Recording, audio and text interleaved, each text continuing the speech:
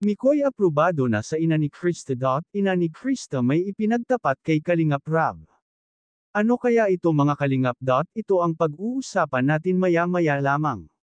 Pakiusap patapusin ang video para malaman ang nilalaman nito at kung bago ka pa lang sa aking YouTube channel paki-subscribe para lagi kang updated sa video ng mga Kalingap. Isang mapagpalang araw sa inyong lahat mga Kalingap. Nanay ni Krista nakausap na ni Kalingap Rab sa wakas. Dito nga ay may mga ilan bagay na nalaman si Kalingap Rab tungkol kay Krista. Dito nga ay humingi ng pasensya ang nanay ni Krista kay Kalingap Rab dahil nga raw sa inaasal ni Krista. Dito diretsahang sinabi niya kay Kalingap Rab na sa lahat ng anak niya si Krista lang daw talaga ang makapal ang mukha yung kahit na sino ang kaharap ay hindi marunong mahiya.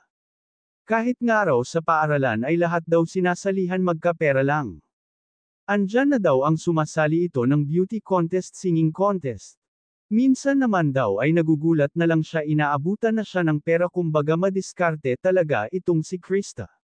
Sinabi nga ni Kuya Rab na nagtataka din siya kasi unang vlog pa lang sa kanya at hindi talaga siya nahihiya ito pa lang daw si Krista ang na-vlog nila na hindi mahiyain.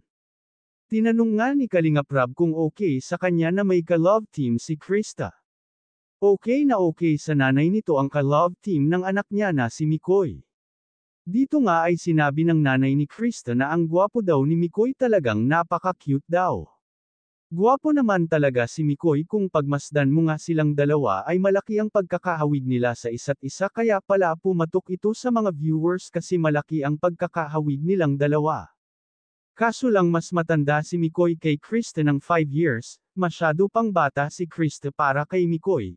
Pero bakit naman ang EDSI malaki rin ang agwat ni Edo at Beyonce pero ngayon ay mag-18 na si Beyonce?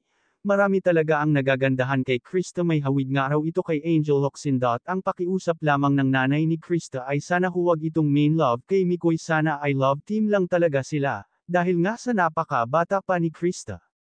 Hanggang dito na lang muna ang update ko mga ka-viewers huwag natin kalimutan suportahan ang ama ng Kalingap na si Val Santos Matubang at ang kanyang anak na si Kalingap Rab at ang munting channel kong ito.